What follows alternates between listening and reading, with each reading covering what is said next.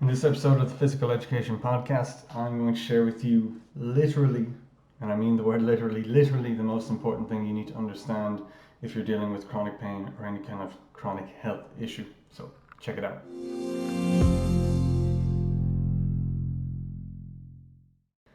So, as I said, this is the most important thing you need to understand. Healing only occurs when this is taking place. So we're going to get into that. Before we get into that, haven't done a video in about 3 months. Been very busy. I got married. It's my wedding ring if you're watching. I bought a house.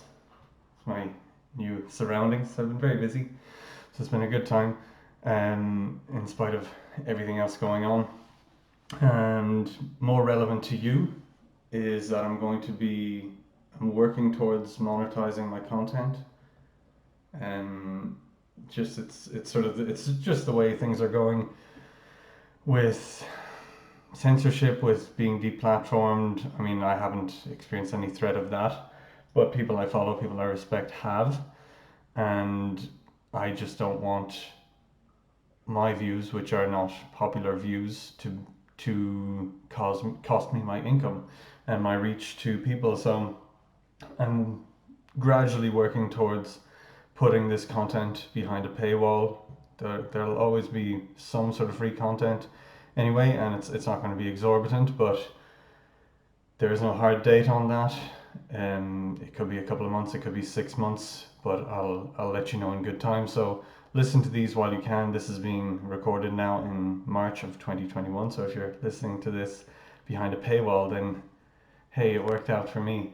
But yeah, interestingly enough, with regards to putting something behind a paywall, is that it also places a value on the content. I know that there's just too much, or there's so much content online, and it can be overwhelming. And why do you listen to this versus that? And there are all sorts of things that will influence why you listen to one thing over another, and what prevents you from being overwhelmed with the amount of information. If you've got too much information, you don't tend to act on it. So putting this content behind a small paywall for each episode, so you can pick and choose. That's what I'm thinking I'm going to do. You'll pay for each individual episode. It'll be a small fee, and so you can listen to whatever you want. And it's not going to break the bank, and it's going to help support the work I do. And it's going to mean that the way things are going, we are all bio-terrorists, and soon enough I might be a social pariah and a bio-terrorist who is ostracized from society. That seems extreme, and hopefully that is extreme, but I wouldn't rule it out. And so I'm preparing myself for that. I'm starting to grow food, or planning to grow food, and doing all of these sorts of things that mean that when or if these things work out, and if social engineers have their way, I will be able to continue living and earning a living and supporting my family, and so on. So, yeah, bit of a tangent, but when you pay for something, you tend to value it more. And so I think that's actually going to work out better for you, because rather than just this being another podcast that you put on in the background and you kind of maybe absorb some of it, you're going to say, well, I'm paying, it might be $1, it might be €1 for this, and I'm going to make a point of absorbing it, taking notes, applying it, and you're going to get better outcomes for a small fee that you would waste on other things anyway. And it won't be a waste because it's great content. So there you go. That's a quick little update, just to give you an update. So let's get into it. This is a big topic. There's a lot to this that I won't get into. There are a lot of tangential things, and I know I'm prone to going off on tangents, so I will keep this as short as I can, and I will give you the resources you need to further deepen your knowledge. So, like I said, so before we say that, you're in pain, presumably. You're dealing with some sort of pain, or you're treating people in pain, or you've got some sort of persistent health issue and it just doesn't really get better, and you're I'm presuming committed to your health, you're making efforts, you know, you're not sitting on the couch all day eating bad foods, you are, you know, you're making the effort. You know, I was there myself years ago. I decided, okay, I need to make the effort for my health, and you get better to a point, but then there's just like you hit a plateau, or however you want to think about it, but you get to a point where your progress is not proportionate to the amount of effort you're putting in. So you're eating well, you're sleeping well, or you know, you're sleeping as well as you can, or eating as well as you can, and doing as much as you can, but you're just not getting better. And then you kind of look at other people and you think, how do they get away with this? How does that person do all these things and they don't feel pain, they don't feel awful, they don't feel like they've got all these issues that you're carrying? And what we need to understand is that healing occurs automatically. We understand this on some level. If you get a paper cut, if you get any kind of like a mild injury, things will heal on their own. Obviously, there's a point at which you might need an intervention. You know, you might need stitches, you might need surgery or whatever that is. But even with that, even if you need stitches, even if you need surgery, a major component of that is your body self-regulating. So your body recognizing the issue, creating an immune response or whatever, a healing response, and that happens automatically. Like that's that's just, you know, the regular state of affairs. That's what your body does, and I'm not sure that we really understand how it does that, or you know, the real mechanics of that. But there are certain things that we understand. That's what we're gonna cover today. So your body knows what it needs to do. It knows how to heal. It knows when to heal. It notices when that paper cut happens and things, you know, that will start to patch over. So there's this self-healing directive in the body, and it's always happening. And even outside of like an overt injury like a paper cut or something more significant, there's always this constant cycling of turnover of your cells, your bones. Like the bones you have now are not the bones that you were born with.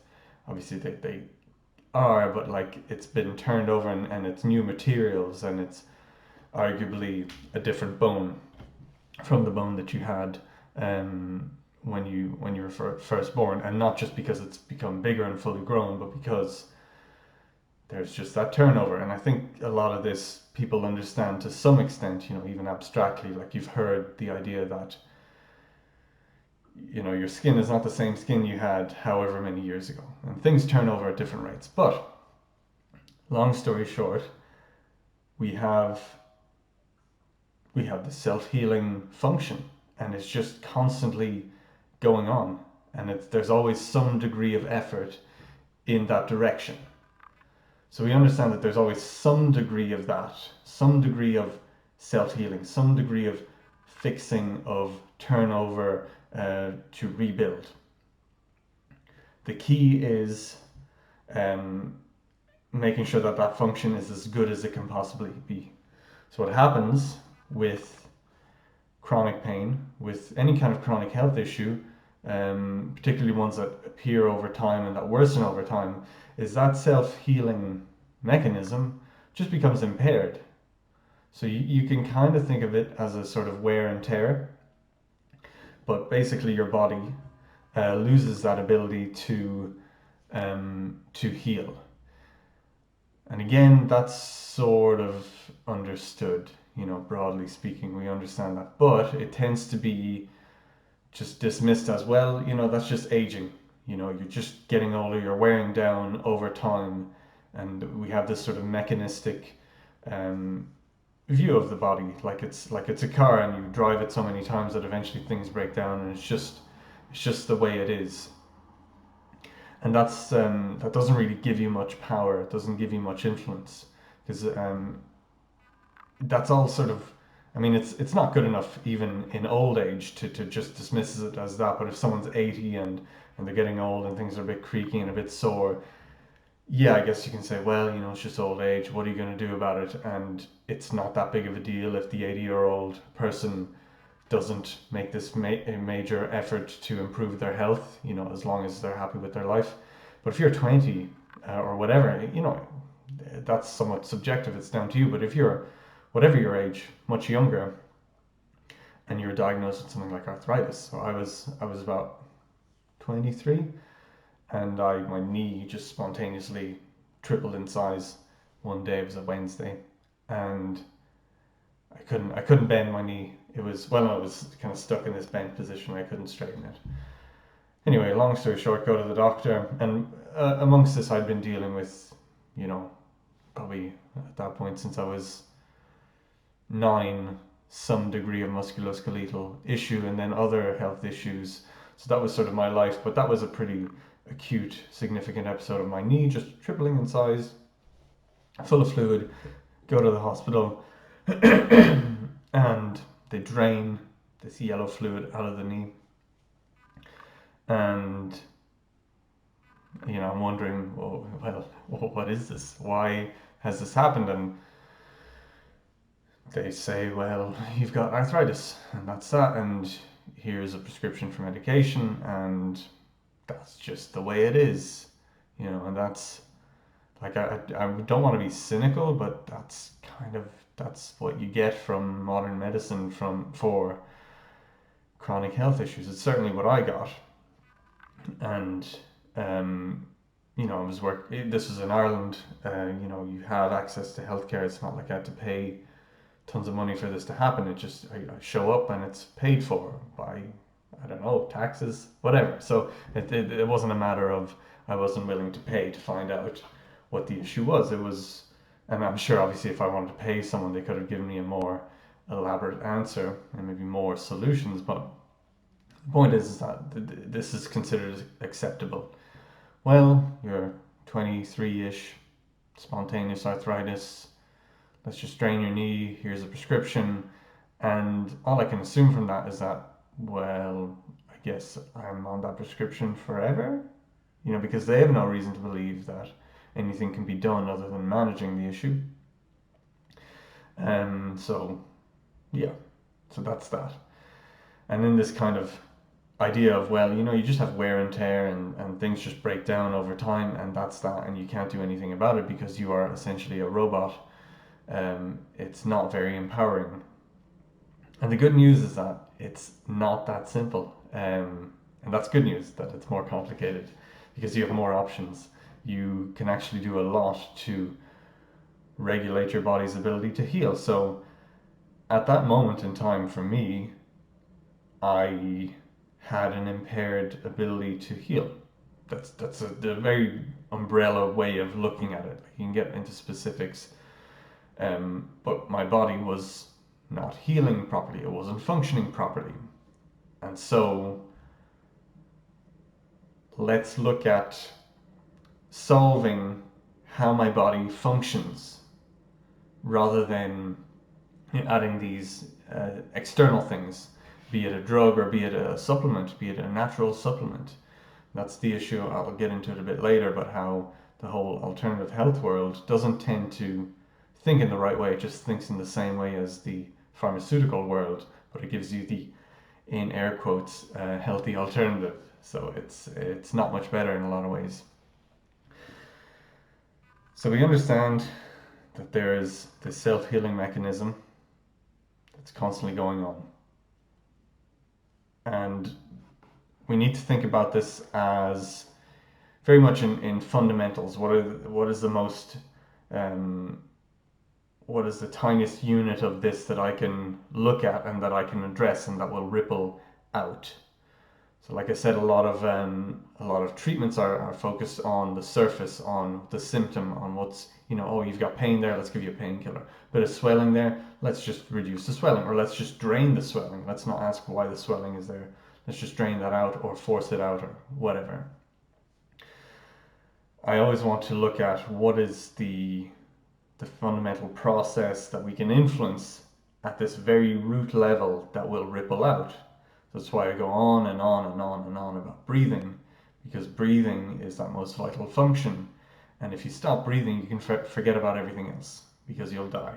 And you'll die quicker than you will die from starvation or dehydration or sleep deprivation. Breathing is that most vital, important human function. So it's very important that we get that right, because we can address a lot of other peripheral things that are important but aren't quite as important.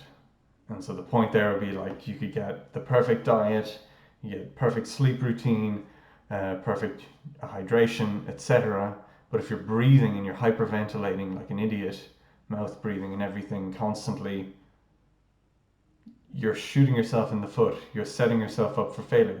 Obviously, those other things being taken care of and being optimized is always going to be good, but there are hierarchies of importance and there are things that have greater influence on your body's health.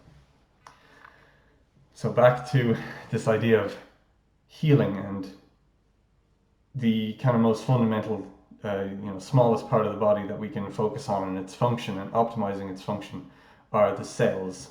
So our body's made up of trillions of cells, and so simply what we want to do is say, okay, the body's unhealthy, or there is some degree of lack of health in the body, be it a swollen knee or be it a low back that's sore. So let's make sure that the cells are working as well as possible, they have everything they need, and they can function properly. If we take care of that, everything ripples out. So it's sort of like if you build a house, you make sure that the bricks are good bricks. The bricks worked as they should, because you could build a house and you could paint the walls and you could put the plumbing, electricity in it, but the bricks might be made of sand or they might be weak and the whole thing will crumble, and so all of that other stuff is lost, and it's a waste of time, or it doesn't matter because you don't have that foundation. So the foundation of health, of a healthy body, are cells that function properly. So that's what we're going to look at. So this comes down to energy balance. This is the next thing to understand, is that in order for your cells to work, to do their job, they need energy. And in order for you to do anything, you need energy. So energy, the conversation around energy, and we tend to think of calories, and they do go hand in hand, but we tend to think of that largely in the context of weight loss. And it's far more than that. Everything you do requires energy. You're sitting here, you're standing, you're lying down, you're listening to this, you're using energy to perceive what I'm saying, to watch this. If you're watching it and I'm explaining this to you, I'm talking, I'm moving my hands, I'm looking at the camera, I'm thinking about what I'm going to say, and that requires energy. We also tend to think of energy only in terms of physical exertion. I'm lifting weights or I'm running, and obviously those use energy as well, and they often use more energy, but everything requires energy. So if you were to lie down in bed, do absolutely nothing, your food would be poured down your mouth, you'd be fed for the day, and you wouldn't expend any energy, in the sense of you wouldn't get up and do anything else that you would think would need energy. You're still using energy because you're still staying alive. And it's funny because this seems really obvious, and I don't know if when you're hearing this you're like, well, obviously, but a lot of people don't understand this, and it needs to be said, that everything requires energy, because it's something I didn't understand initially, and once I did, things drastically changed for my recovery. So long story short, everything requires energy.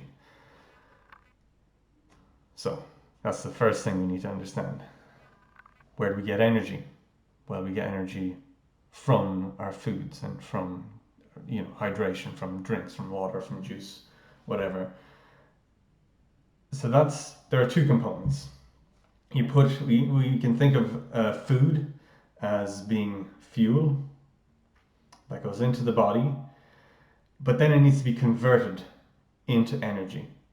So it's not that food is energy, it's that food and water and hydration is a fuel, goes into the body, and then it's converted into energy. So there's two major parts to that. So the first part is the fuel that goes in. That needs to be good quality fuel.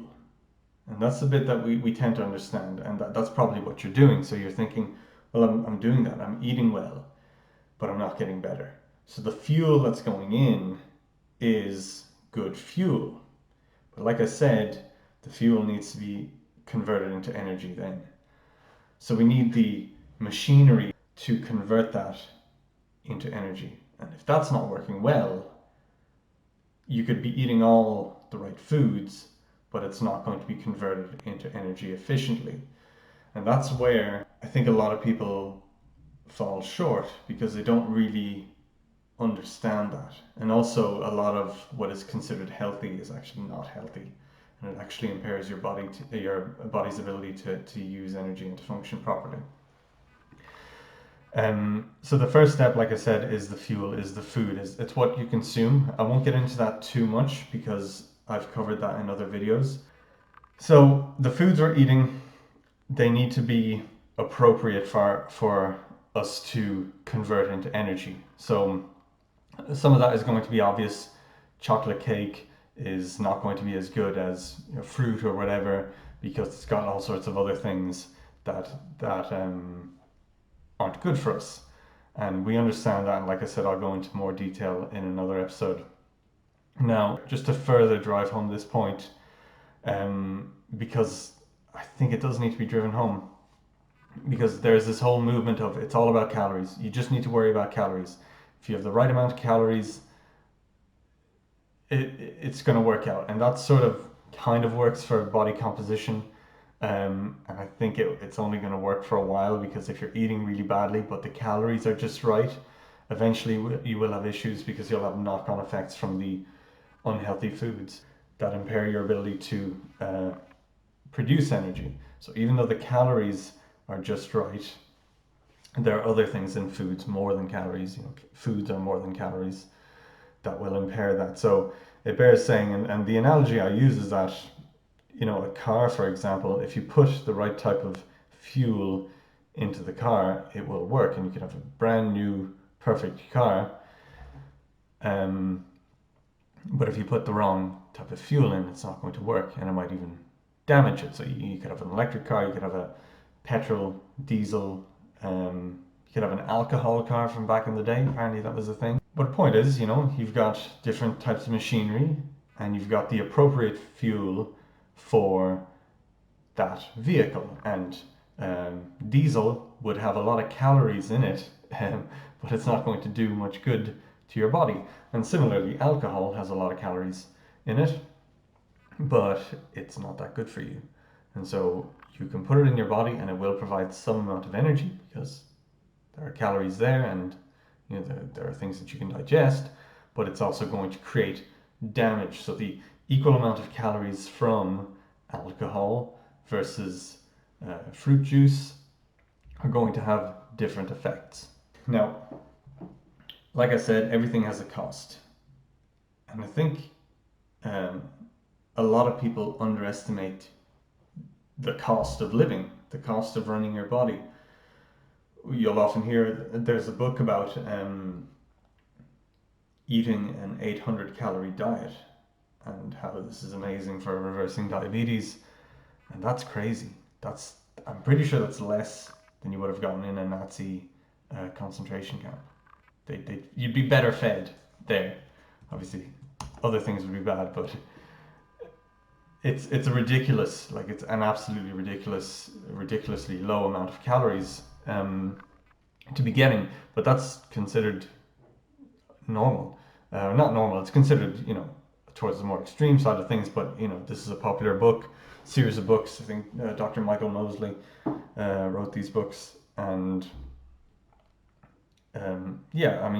it's insane. There's a study, the Minnesota Starvation experiment, where they basically created food deprivation in people, and I think they cut their calories down to about 1,700, which might seem high to you, certainly in contrast to 800. And I can link to that study, and the specifics aren't that important. But the point is that they cut down the amount of calories these people were consuming, and they had significant health issues as a result. And it took also a while for them to recover and to heal and to get back to fully functioning. So everything, like I said, you're sitting there, you're standing there, you're listening, and your body is using energy for your brain, for your lungs, for your heart, for everything else, for all these other little things that you probably don't think about. The body is going on and on. So the way you can think about this is if you have a budget, so say it costs, we're going to use money, we're going to use euros because I'm in Ireland, and you have a home, you have your mortgage, you have your electricity bills, and you have your heating bills, and altogether that costs €1,000. So you're living, it's quite cheap. This isn't happening in Ireland, but it costs €1,000 for you to pay off your mortgage, heat your house, and have power in your house. But you want a bit more than that. You want to eat some food, you want to pay for food, you want to get your Netflix subscription, you want to pay for your internet. These are additional costs. But if you're only earning €1,000 per month, something has to be dropped, something has to be gotten rid of. And that's a very simple way to look at it, is that you have certain functions, certain things that are more important, paying the mortgage, having a roof over your head, having warmth, having food, that's going to be more important than your Netflix subscription, than your internet service, and so on. And the same thing, not the exact same thing, happens in the body, but you have a cost to running your brain, to running your lungs, your heart, your kidneys, your liver, and everything else. And then more superficial things like taking care of that back pain you've been dealing with for years, taking care of that bad knee you have. So if it costs, again, €1,000 to take care of the brain, the heart, the lungs, the liver, and you only put in €1,000, these other peripheral things are not going to be taken care of. Now, some things it's not, your body's adaptable, so it's not that, things will just be shut off. Well, you don't have enough energy for the kidneys, well, kidneys are out. That doesn't happen. Your body, it modulates the function of these various organs. So it's not that, while there are priorities, the brain, heart, lungs, liver are going to be extremely important. It's not that it's just going to shut those off. There is that hierarchy of things that are more important, but it's just going to decrease the function. So if there isn't enough energy, just things aren't going to work at 100%. So you might be working at 80%, you might be working at 90%, you might be working at 50%. And there are certain things that will not be maintained. So what you'll see in times of extreme stress and starvation, digestive function and reproductive function will essentially stop working because they are least important for survival. So your body's always working on this survival based function. It's always making decisions based on what is best for your survival. And I've talked about this a lot, particularly on episodes discussing stress. So there's always this directive of what is most vital for my survival right now. That's why I talk about breathing. It's because it's that important for your immediate survival, and reducing stress by making sure that your breathing is working as well as possible. So you have, in times of extreme stress and starvation over time, digestion, not that important because you're not eating, and reproduction, not that important because you're not going to be reproducing, because reproducing is energy intensive. If you can barely keep yourself alive, you're not going to want to create another life, and you're probably not going to be able to create another life. So those functions will diminish and will shrink away and be, I don't know if, I don't know if they're entirely eliminated, but or they can be regenerated. Well, point is, we won't get into that because there are specifics there that I'm not too certain about. And the main point is, and what's relevant to you, is that there are hierarchies in the body in terms of organ function, in terms of things that need to be maintained as well as possible and as much as possible. And if there isn't the budget to deal with that, then things are going to be, things are going to be cut or turned down or reduced so that they're still working, they're still there, but they're not working as well as they could be, and that creates ripple effects. So this is it's sort of an endless cycle of you don't have enough energy anyway to be working perfectly, which means that your liver's not doing its job, which means toxins aren't being filtered, so they're being recirculated into the blood, and that's creating an immune response. And it's just endless and goes on and on and on. This is why this is such an important thing to understand, because this lack of energy and this inability of cells to receive energy so that they can do their jobs is arguably, I think you can make a very compelling argument, is what underpins 99% of, don't quote me on that number, but I mean the vast majority of chronic health issues and health issues that are lifestyle health issues. So things that aren't the result of an overt, traumatic accident, things that just kind of develop over time: dementia, Alzheimer's, heart disease, diabetes, high cholesterol, and so on. It's basically that your body has an impaired ability to function. That's it.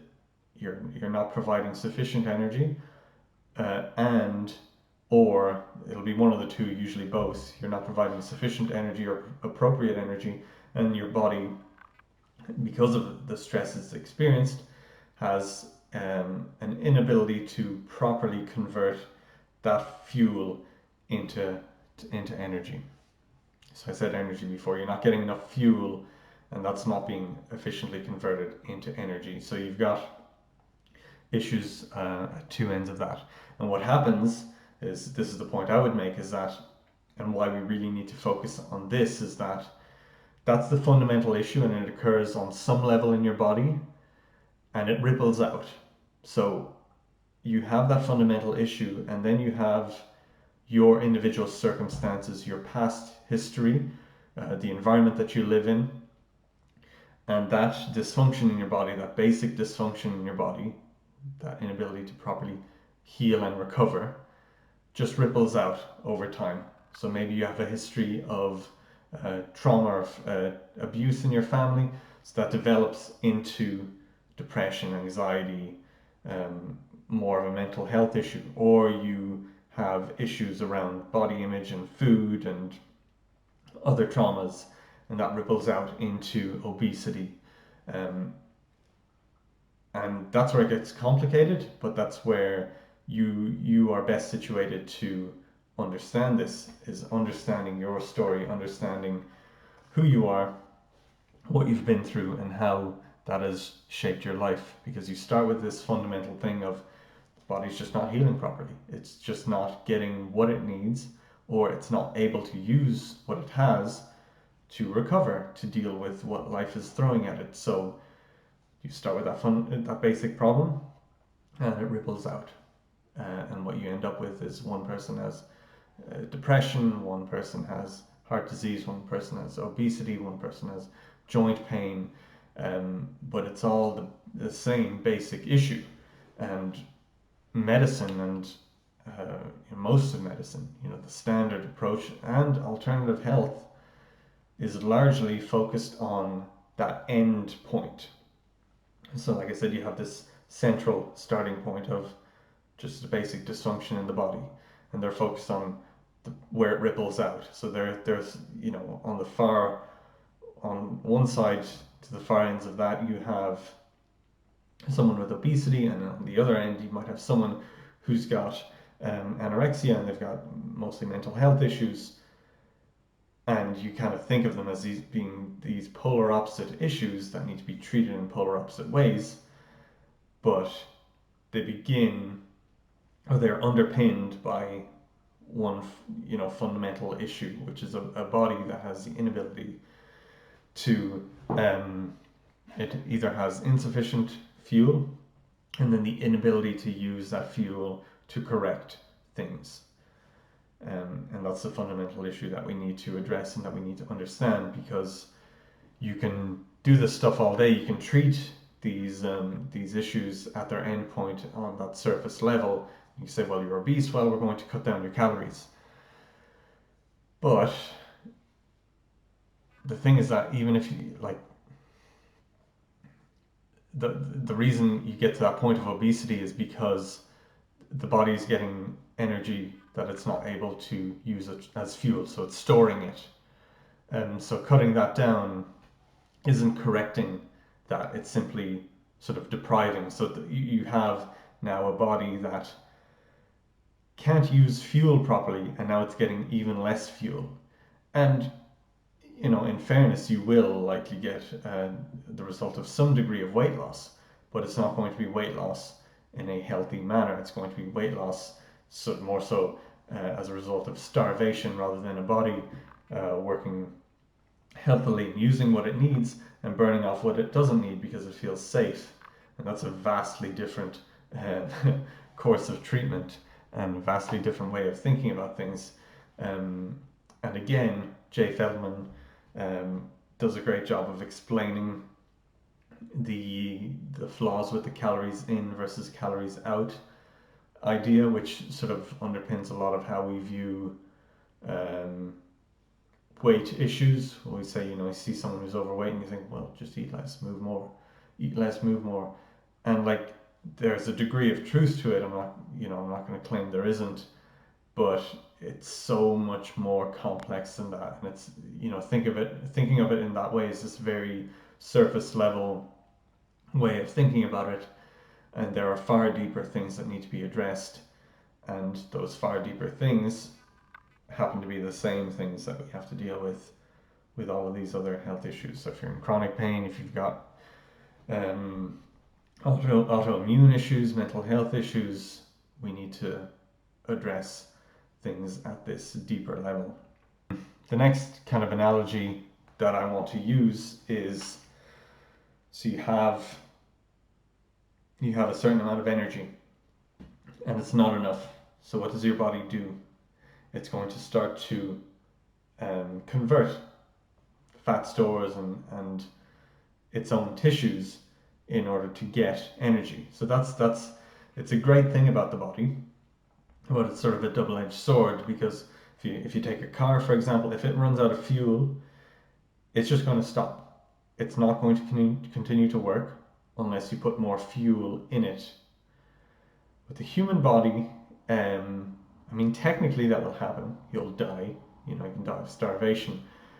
But that's going to take a much longer time. And long before that happens, your body will go into this state of essentially eating itself, cannibalizing itself, which maybe it's a poor choice of words because that makes it sound far more sinister than it is. But basically your body doesn't have this off switch, so to speak.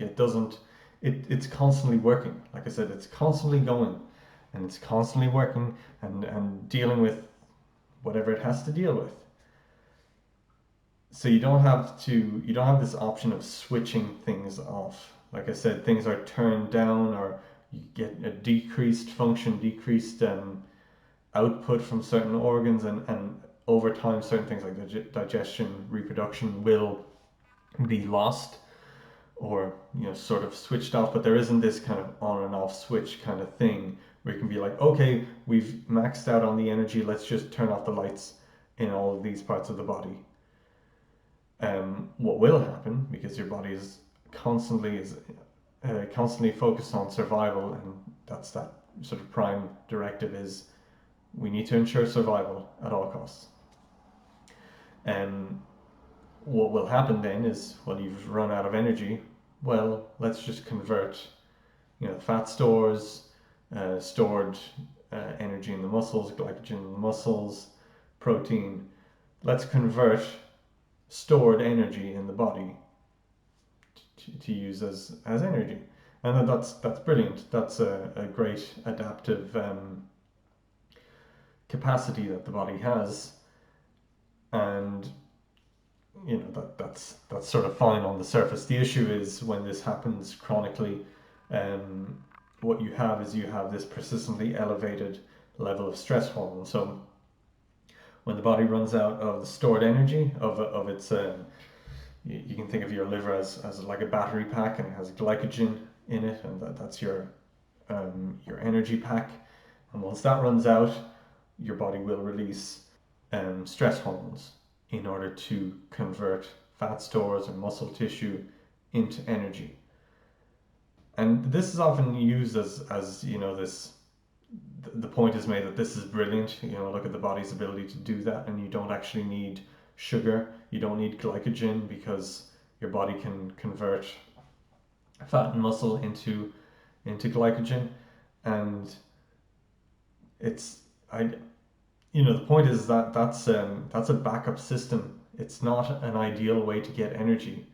You know, releasing a lot of stress hormones to turn yourself into energy isn't ideal. Why wouldn't you just provide sufficient energy? But this is a point that keeps being made, particularly in the low carb and keto world. But um, using stored fat and muscle to convert into um, glycogen, which is called or gluconeogenesis, is a backup plan. It's not ideal. It comes at a cost. Um, and the cost of that is an elevation of stress. And stress is going to impair your body's ability to convert fuel into energy. So stress is going to drive this fundamental problem that underpins all of these bigger problems that you're complaining about, that have caused you to watch this video. Because you don't watch this video because you're like, well, I think my body has an impaired ability to convert fuel into energy. You watch this video because you got chronic back pain, whatever. So having to rely on this backup system of, well, I don't have the energy stored in my liver, so I'm just going to convert my own tissues to get that energy. That's a backup system, and it requires the release of stress hormones, and it's simply going to drive more and more stress, which is going to further impair your body's ability to convert fuel into energy. So the way you can kind of think about this, the analogy, and this is, I keep mentioning Jay Feldman, but I can't recommend his content enough.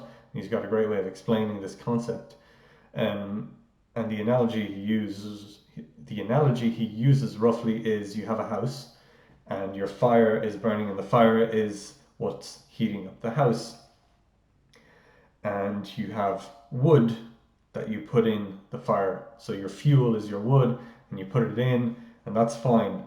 But then when you run out of wood, what do? Well, you start throwing in the furniture, you start tearing down the banister. And yes, it's going to continue to fuel the fire, and it's going to continue to create energy, but you're breaking down your house and you're ruining that beautiful house you built. So it makes no sense. I think that's a really nice way of kind of making that point that yes, your body can,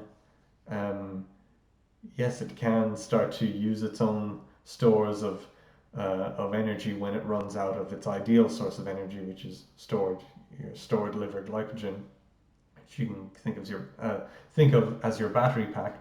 Yes, it's great that your body can do other things to get energy because you are so adaptable, and that's brilliant. But it's not ideal, and it's going to come at a cost. And if you continuously rely on that, you're going to be breaking down your house. You're going to be breaking down your body, and you're going to be creating other issues. And there's you can expand on the analogy of, yes, you're breaking yourself down, but then maybe you're throwing in a different source of fuel. Maybe you're throwing in plastic into the fire, and that's going to help. That's going to fuel the fire, but it's going to release toxic gases. That's this other thing as we get into, the types of foods, the types of fuel. Is it an appropriate fuel? Yes, you can use this other fuel, but what other knock-on effects does it have? So we have these two major issues, which are do we have sufficient fuel going into the body? So do we have, like I said, if you've got a budget of €1,000 to do everything, do you have at least €1,000 going in to cover those costs? But if it costs more than that and you only have €1,000 coming in, then what are you going to do?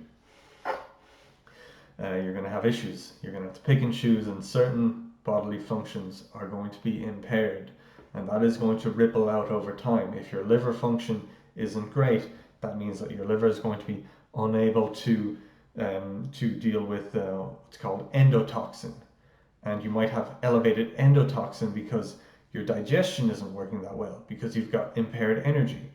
So your body, you're going to be digesting food, and maybe you're not digesting things well enough because you don't have the energy. So things ferment, feed bacteria. The bacteria produce endotoxin. Your body has to get rid of it. The liver tries to filter it, but it can't because it doesn't have enough energy. And so it can only deal with so much that it recirculates it into the blood, and that's going to create an immune response. And so then your body's dealing with this immune response.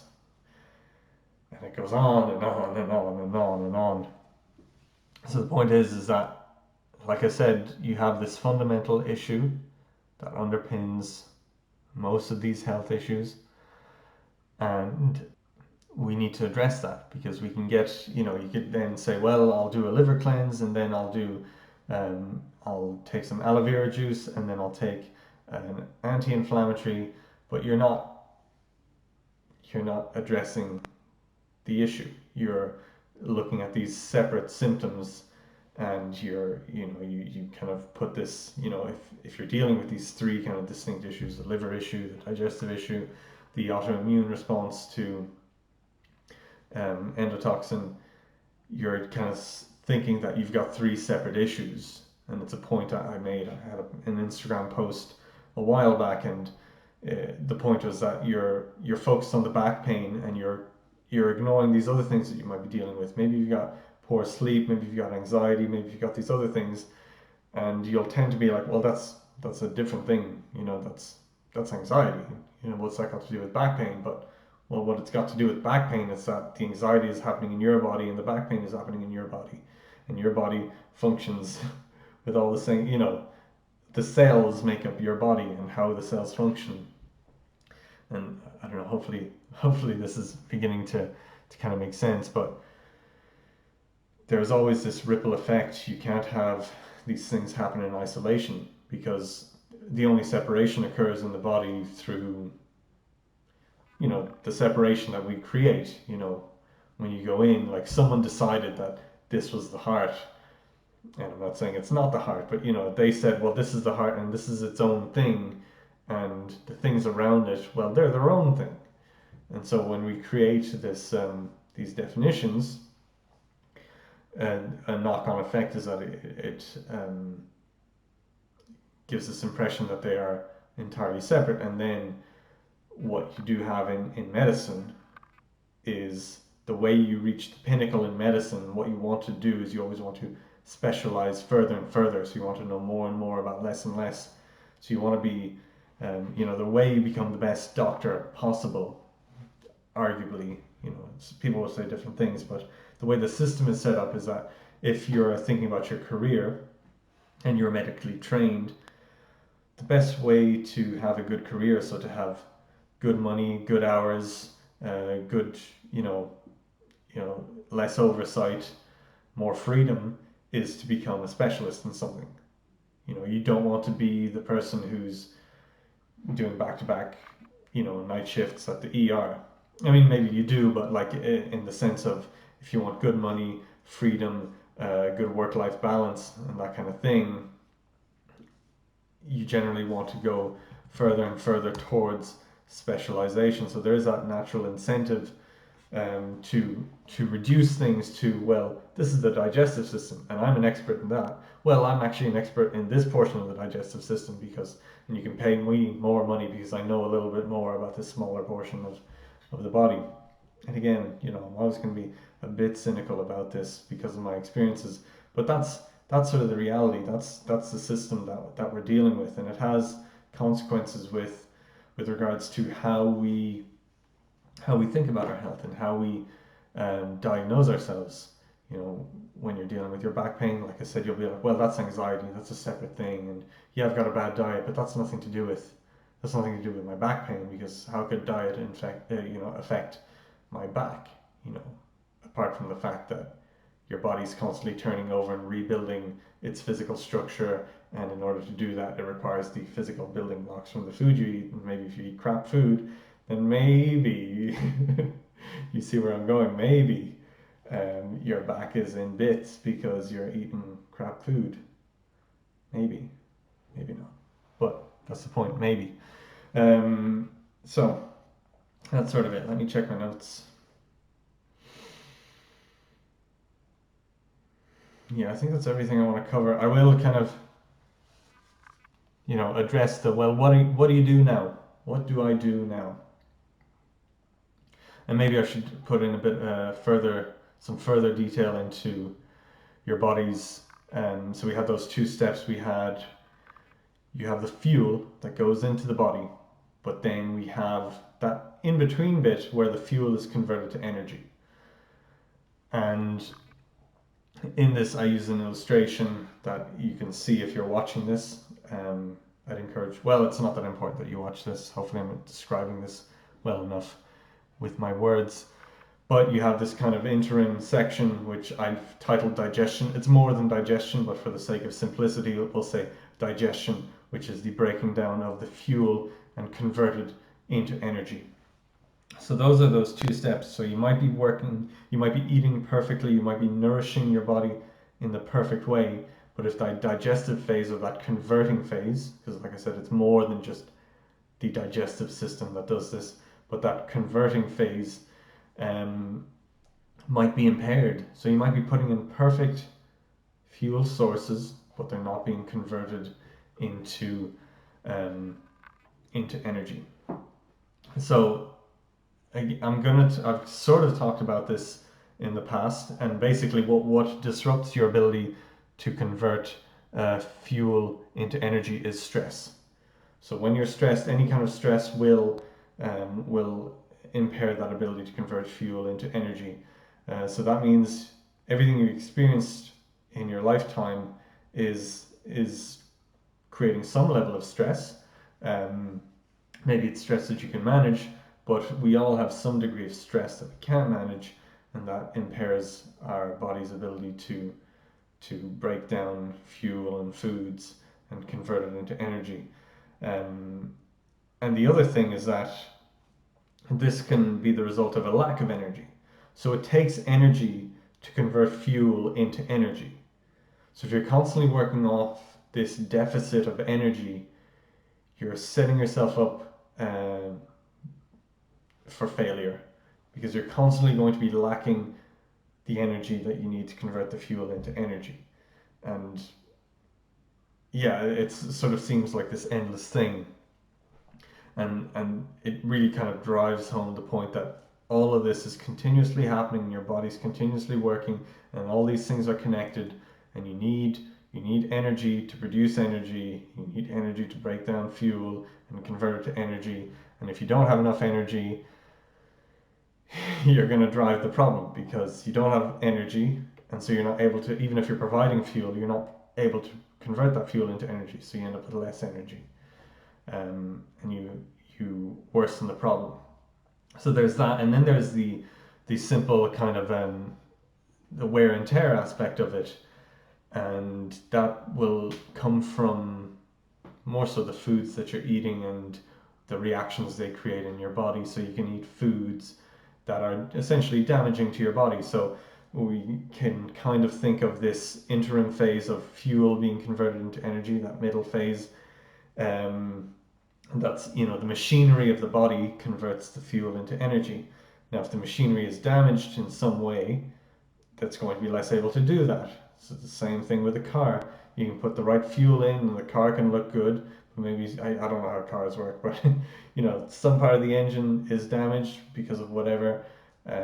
It's going to be less able to function.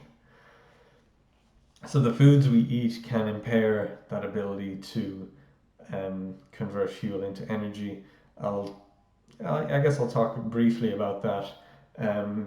Foods that are abrasive to the gut lining, things that are, you can kind of think of sandpaper rubbing off the lining of the gut. It's going to create a reaction, an irritation, and your body doesn't like that.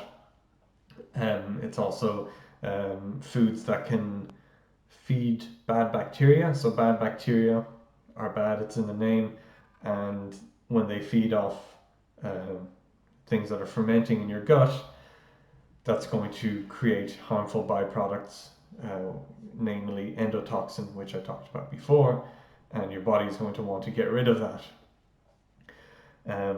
So you're creating a problem in the digestive system. You're creating irritation, you're creating harmful byproducts by feeding bad bacteria. So ideally what would happen is that you would eat foods that are digested quickly and easily, and that by the time they get to the bad bacteria, there isn't really anything much for them to feed on, and also the whole sequence of running through the digestive system is quick and efficient, so that there isn't really much time. But if your digestion is poor, because maybe you've got poor energy, because in order to digest food takes energy. So in order to extract the fuel to create energy, no, in order to extract energy from the fuel, we need energy. So digestion takes energy, but if you don't have energy, it's going to be slow and sluggish, and that's going to give more of an opportunity for bacteria to feed off the waste products that are in your digestive system, and that's going to create harmful byproducts that your liver is then going to have to detoxify and deal with.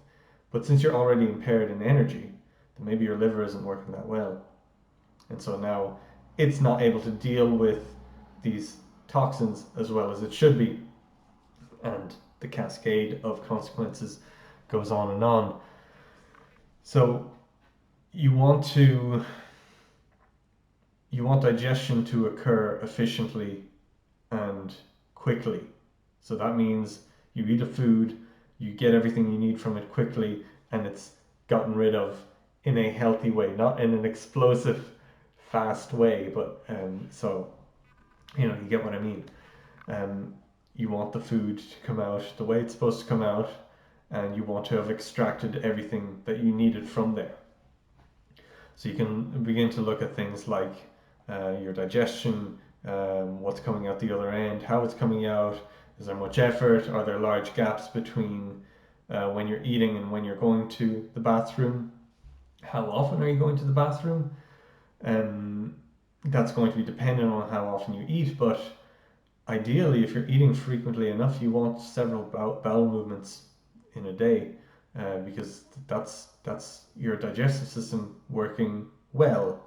Again, assuming that it's coming out effortlessly and in the right form, rather than explosively. But you want, when things are functioning properly, for the food to go in, you extract what you need, you feel good, you feel warm, you feel calm, and soon enough, now it's not going to be like an hour later, but if you're eating 5 times in a day and you're going number 2 4 or 5 times in a day, that wouldn't be that bad. That's within the realm of perfectly reasonable, again, when you consider all the other factors, how it's coming out. So I know a lot of people, there'd be sort of not debate, but like uncertainty over, well, how many bowel movements should you have in a day? And it depends on how often you eat, but 3 times, 4 times, at the very least 1 time. But if you're only going once and you're eating like 3 meals a day or more than that, including snacks, then that's very little, because you're eating at all these points, but it's only coming out at one point, which means that there is further opportunity for bad bacteria, to be feeding off things that are in your digestive system, and that's going to create a further further worsening of your body's ability to convert fuel into energy. So the major things that impact that interim step, that digestion step, or that conversion of fuel into energy step, so your body's machinery and its ability to convert fuel into energy, the major things that impair that are just like physical irritation from the foods that you eat, high fiber foods, and foods that feed bacteria, which are also tend to be high fiber foods, and then foods that aren't stable at high temperatures. So these will tend to be vegetable oils, a lot of cooking oils, coconut oil, butter, tallow, beef drippings, tallow. These are very stable oils because they are solid at room temperature and they can handle heat. More liquid oils, vegetable oils, peanut oil, safflower oil, rapeseed oil. Rapeseed oil, it's in the name. It's in the name. Like, you shouldn't be consuming that stuff. It's very, very bad for you. It's very sensitive to heat, and your body functions at about 37 degrees Celsius, which is, I don't know what that is in Fahrenheit because it's nonsense. But it's 37 degrees ish Celsius. There's a range of like 36.5 to 37.5, but around that range, which is warm enough. You know, it's a nice, it's a nice summer holiday for you. And your body runs at that temperature, and these oils are very sensitive to heat. So when they go into your body, they react and you get harmful byproducts. So again, it's this idea of if you've got your fire in your home running and you start throwing in the plastic chairs, and yes, it's going to fuel the fire, but it's going to create harmful gases, which are going to, it might suffocate you, they might create damage in the house, and ultimately you're not warming up your house. You're not just warming up your house, you're also damaging your house. So with these kinds of oils, and you'll find these oils in convenience foods, anything that's kind of made for you, that's not, like a pre-made sandwiches, biscuits or cookies, you'll call them in America. Potato chips, you call them in America. We call them crisps here. Freedom fries. We also call those chips. All these things that are cooked in oils. If you go to a takeout, as you might say, or a takeaway, as I might say, fast food place, they cook in these vegetable oils that are liquid, and they're usually high in omega-3, and they'll boast about that because they think it's good, but it's not good because it's highly reactive to your body's temperature and it creates harmful byproducts. So these things, and this is what I mean in terms of you might be doing all the right things because you're doing what you've been told, but what you've been told might be wrong. That's a big one. Omega-3, not that good for you. And vegetable oils, definitely not good for you. So these are the major culprits that are going to impair your body's ability to convert fuel into energy. So what you can do, you can start to eat foods that are easy to digest. So things like ripe fruits, root vegetables. So root vegetables as opposed to vegetation, because kale is vegetation and you're a masochist if you eat kale. Only half joking, but these things aren't really edible. Your plants create fruit, and you're supposed to eat the fruit, and so that the plant can live. So that's the way the plant survives. It gives you the fruit which it wants you to eat because you can then spread the seeds, and it wants to preserve itself. Kale doesn't produce fruit. Let's just forget about kale. Like, let's get rid of that. Let's stop doing that. But yeah, it's important to make the distinction between vegetables and vegetation. Kale is more on that vegetation side of things. What you want to eat are root vegetables, because they don't have the same defense mechanisms. So if you eat something like kale, raw kale, it has defense mechanisms. I've forgotten they're broadly called anti-nutrients, and it's because kale can't run away from you. A lion can run away from you. Kale can't, but kale wants to live the same way the lion wants to live. And why are you killing the kale? Vegans, why are you killing kale? But excuse me.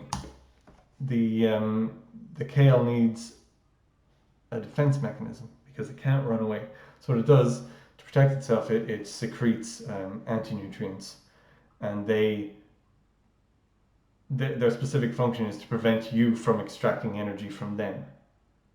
So it directly works against your body's ability to convert fuel into energy. So let's all agree now to never eat kale again. Now potatoes, on the other hand, root vegetables, things that grow underground, their defense mechanism is that they're underground. They don't need the same protection. Now they do need some protection, so they have their skin, and what you want to do then is you want to, you can eat your potatoes, sweet potatoes, carrots, whatever else grows underground, and peel the skin. So you get rid of that defensive layer, and you get all the good energy that's in it. And you want to cook that really well because you want that sort of pre-broken down. Because if there are starches that are hard to digest, they are going to stay in your digestive system longer and give your bad bacteria an opportunity to feed on that, which is going to create those harmful reactions, which is going to be bad for you and add an extra burden onto your liver. And damn it, your liver is already struggling because you've got energy issues.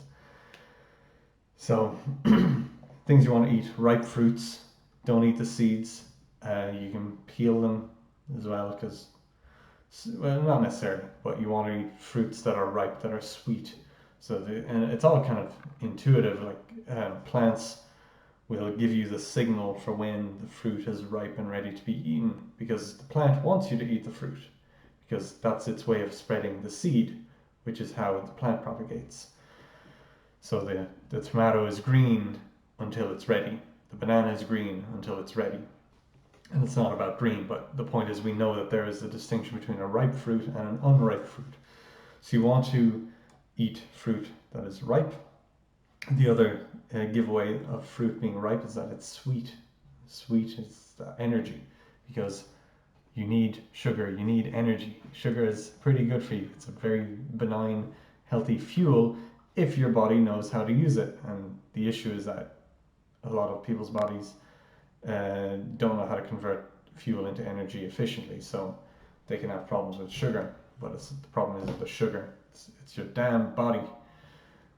Not to blame you, but just for the sake of telling the truth. So we want to eat ripe fruits, root vegetables that are well cooked, peeled. Raw carrots are good actually as well as a natural antibiotic for your gut. So you might have endotoxins, this harmful byproduct of bad bacteria, and the raw carrot, preferably peeled in long strips, will help to kind of sweep that away and soak that up. And it's a very mild natural antibiotic that will help with that. Things like bamboo shoots are good as well for that, charcoal. So yeah, carrots are great. A carrot a day is a very simple thing you can do for your health. Next, you want to eat meats that will provide all of the amino acids that are easy to digest. So preferably from ruminant animals, so animals that can digest grass, things like cows, lamb, because it's just because of their anatomy, the way they consume food and convert that food properly. So a cow has 4 stomachs. Not sure about sheep and lamb, but they're more appropriate for us to eat because they've got lower amounts of the polyunsaturated fats, because like I said, they've got this better ability to convert the food they're eating into healthy things. But you can eat chicken, you can eat pork. It's just that beef and lamb, like bison, venison, and that are generally going to be a bit better. Other thing with meats is you want to make sure that you're eating sort of the whole animal. So we tend to think of meat as, well, steaks and chicken breasts, but there are other less desirable parts of the animal, the joints, the organs that offer another part of the spectrum that will balance some of the negatives that you get from purely muscle meat. So like the vegans are somewhat right, you gotta listen to them, let's see what they have to say.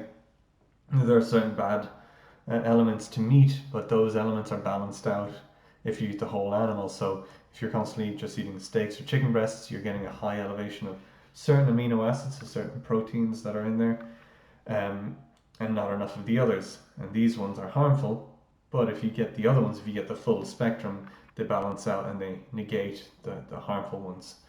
So things like gelatin, bone broth, so you can buy bones, you can stew them for hours and it extracts the gelatin and the minerals, and that's very good for you. You can buy collagen or gelatin powder, which is just the joints. That's very good for you to balance what you get from just the pure muscle meat. Eating liver, eating heart, kidneys, I don't do that yet. I'm just on the liver, and I don't like liver, but it's very good for you. A very broad range of nutrients, and yeah. So they're the major things. Then things like dairy, if you can tolerate dairy, cheeses, good quality milk. A lot of the issue with dairy is you can play around with the sources. So you might feel like you don't do well with milk, but maybe you need to try different milks, try different brands, make sure they're grass fed, try organic, try a Jersey cow, try goat's milk, try whatever it is, try raw milk if you can, and just play around, and then also play around with the dosage. Maybe you don't drink a full glass of it straight away, you start with a small amount. Things the same with like yogurts, different types of yogurts, more creamy yogurts like Greek, ones with more kind of acidic ones. Generally, you want to avoid the more acidic ones, but just play around with that. You always want to just track how you're doing, take charge of how you're feeling and what you're putting into your body.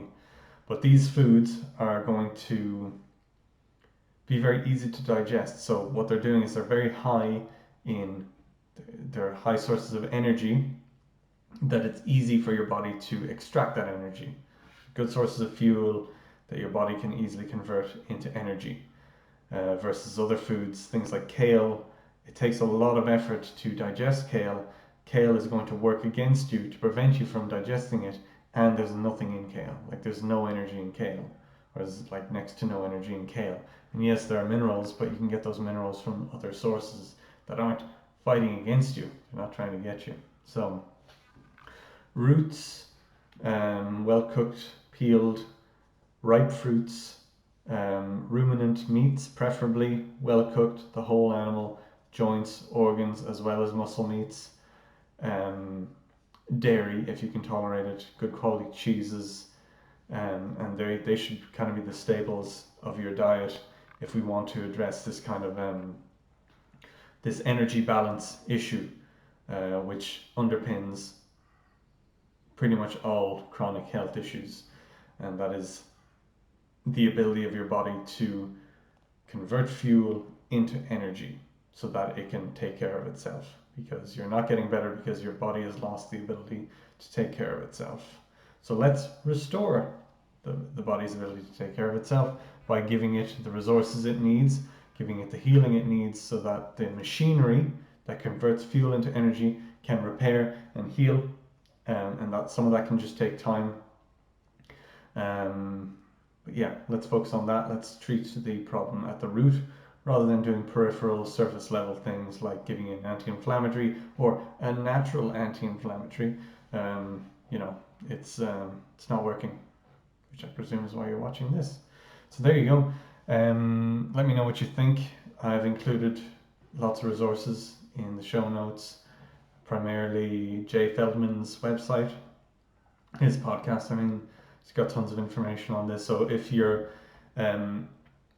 this is making sense with you and you're kind of ready to understand this more, check out the first like 3 episodes of his podcast, episodes 1, 2, and 3, because he has an episode 0, but episode 1, 2, and 3. And I think a lot of this is just about hearing it in different ways, letting it sink in. Because what do you do now? Most of what I want you to get from this episode is just a slightly different understanding. A lot of the practical stuff I've covered before, and I'll cover in the future in more detail. Right now, I mostly want you to have just a kind of new new perception of this, a new way of thinking about this, a new way of viewing things, so you can begin to act a bit differently. And the actions you can take are slightly changing the diet, nothing too drastic, because significant change can be a stress in and of itself. But fruits, roots, ruminant meats, organ meats included, dairy if you can tolerate it, and avoid vegetable oils like the plague. Swap out your cooking oils if you're using vegetable oil, sunflower oil, rapeseed oil, safflower, canola, whatever it is that you're using, get rid of it. Maybe you can do a good quality olive oil, but I wouldn't really heat that up because it's not that stable at high temperatures. So if you're frying things, coconut oil, butter, beef dripping, those are the ones to go for. Much more stable, will not react poorly in the same way, and are less of a burden on your body. So that's a major thing. And then avoiding convenience foods like a ready-made sandwich. Maybe make your own sandwich and avoid, these things. You can put butter, you can put meat, you can put cheese, but avoid, those oils and those kinds of things. So yeah. Anyway, hope you enjoyed that, and I'll see you in the next one. Have a good day.